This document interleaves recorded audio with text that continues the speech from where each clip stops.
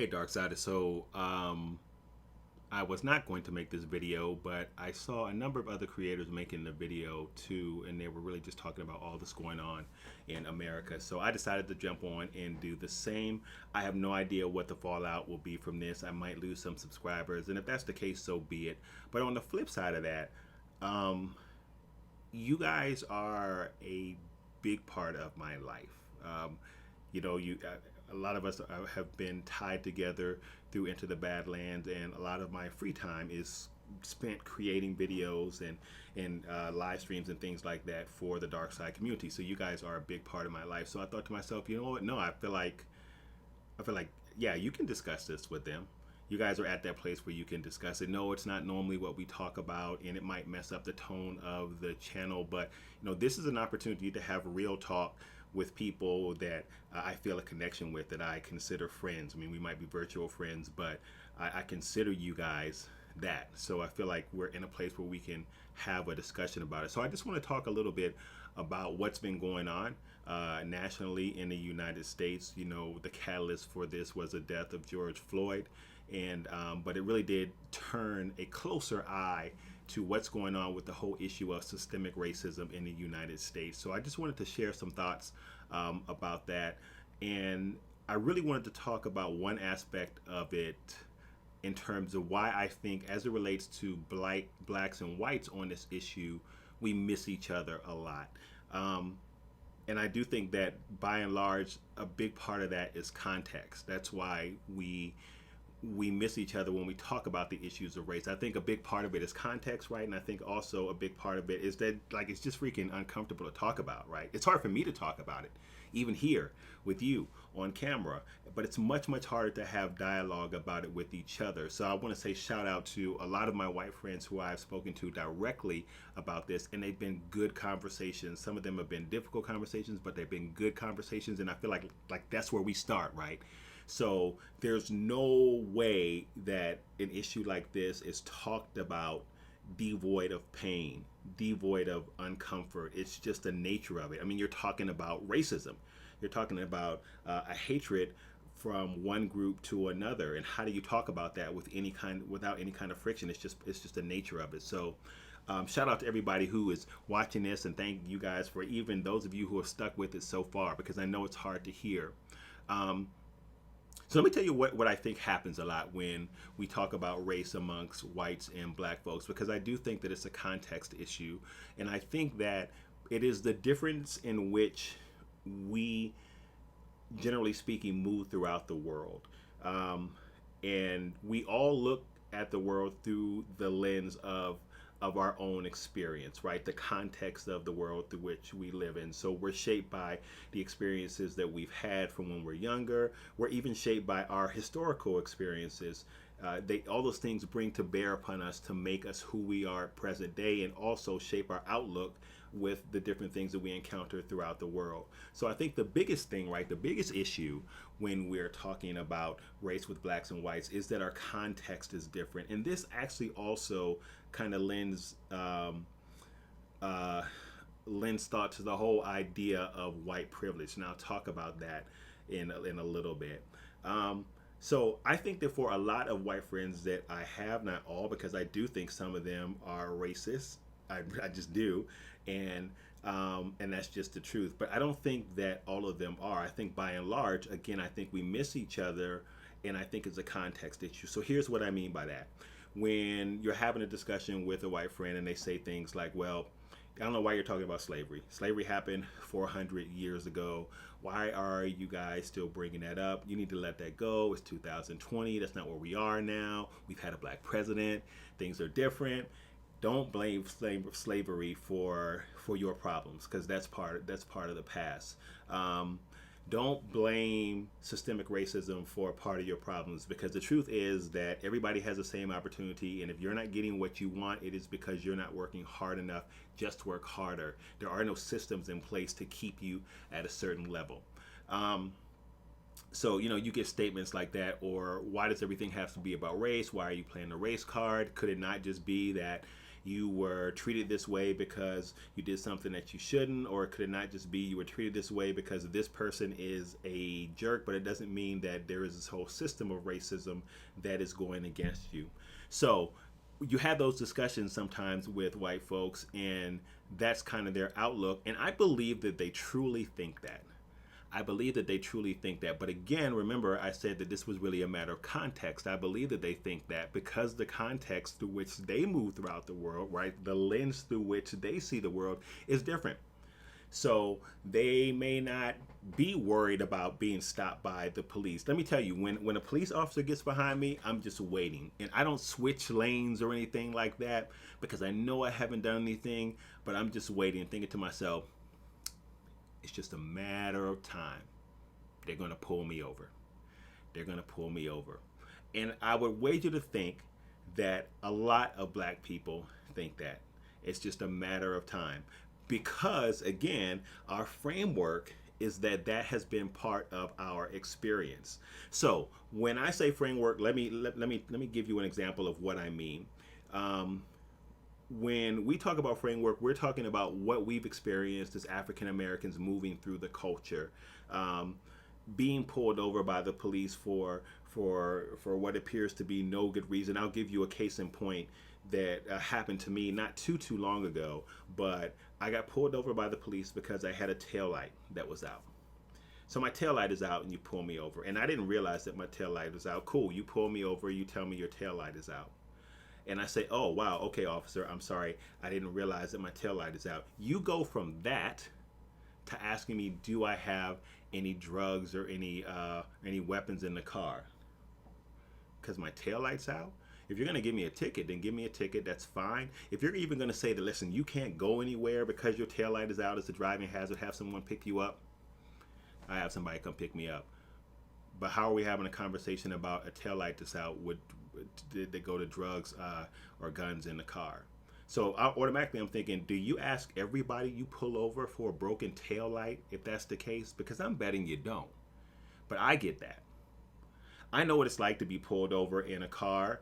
Coming from the 7-Eleven, a group of us when we were younger, we were in a car. We were coming from the 7-Eleven.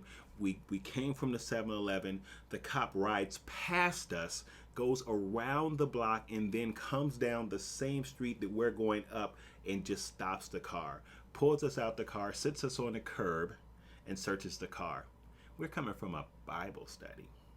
That's where we're coming from, a Friday night Bible study. And he didn't give any explanation about it. Now, this happens in the 80s. So that context is something that I'm very familiar with as an African American. I'm familiar with being followed around the store. I've even had at my job someone tell me, a student tell me, that Mr. Seward, and you may have heard this before if you've ever seen me on any other platforms, because I share this example a lot, because this happened fairly recently within the last, 10 years. Mr. Seward, I can't talk to you about my problems. My parents told me I can't because you're black. Context is what I'm saying. Context matters. So when we move throughout the world, by and large, a lot of us are aware of our blackness because it reflects in our daily interactions. So for us, things are different. So when we talk about things like systemic racism being real, that's the context from which we're coming from. If that's not been your experience, then contextually it might be hard for you to see what we're talking about because that's not what you experience when you move throughout the world.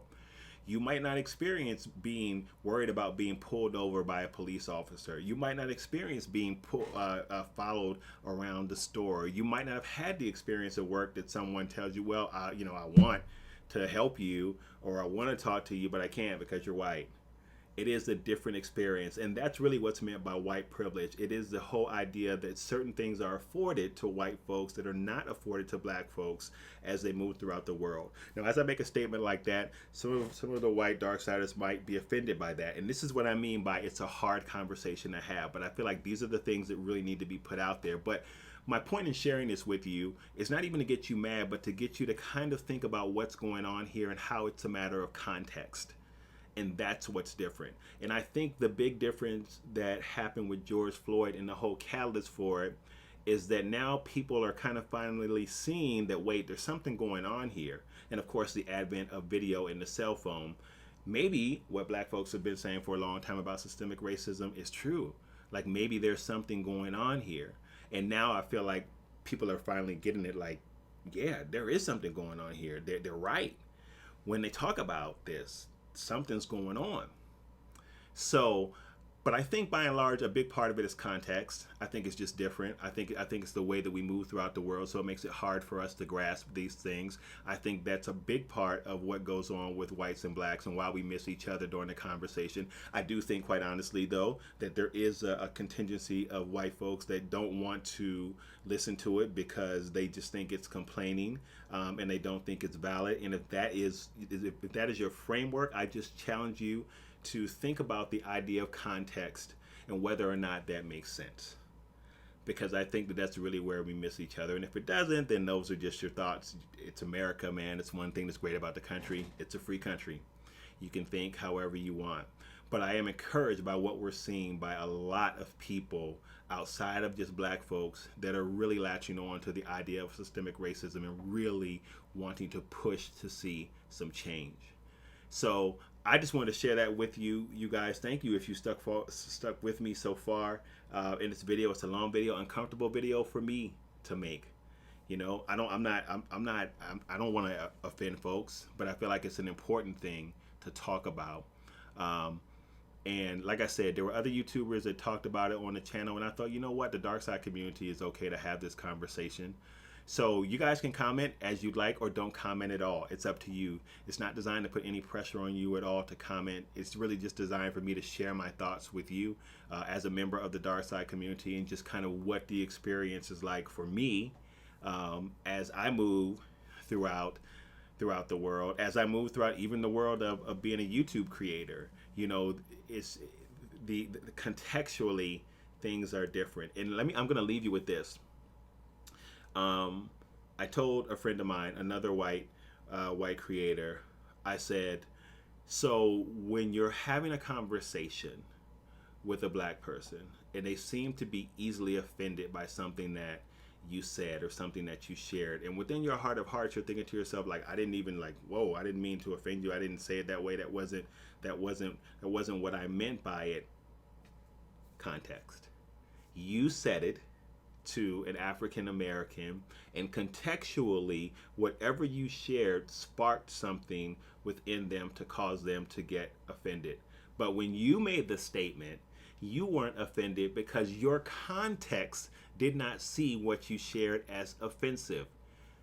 Two different people moving through the world in different ways see things differently.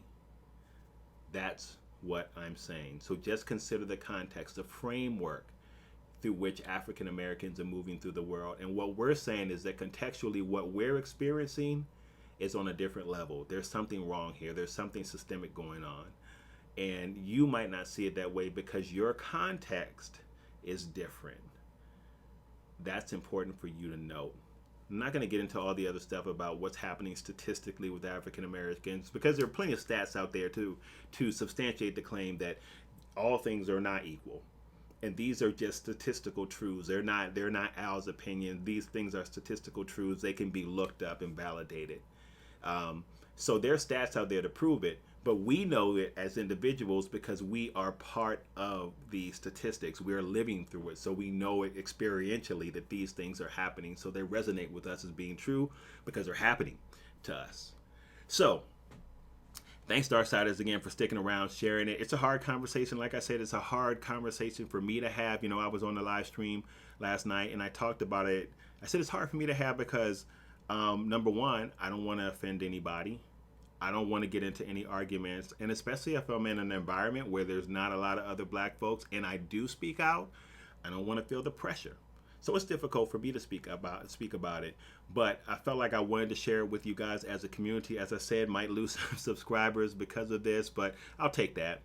You know, just wanted to share it, man. So much love to everybody. Shout out to all of my white friends that might see this video that I had this discussion with. Thank you guys for even taking the time to talk about it. I appreciate it. Much love.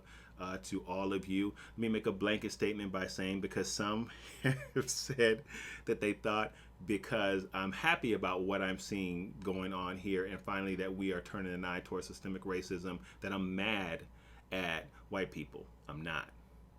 I'm mad at what's going on systemically. But there are plenty of white people that I know that are not racist, I have no issues with, that I love, that are friends. So I'm not mad at white people.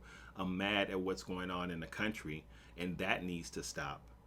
And I'm particularly happy about, again, what's been happening with just a unified force to stop it. So shout out to all of you guys who have said something, done something, written a post, had a difficult conversation with a black friend, because all of that is forward movement. So appreciate you guys, and I will see you on the next video. I'm working on the Denzel Washington ranking video that should be up sometime this week. All right, guys, thanks for listening. Difficult conversation, I know. Love you all. Peace.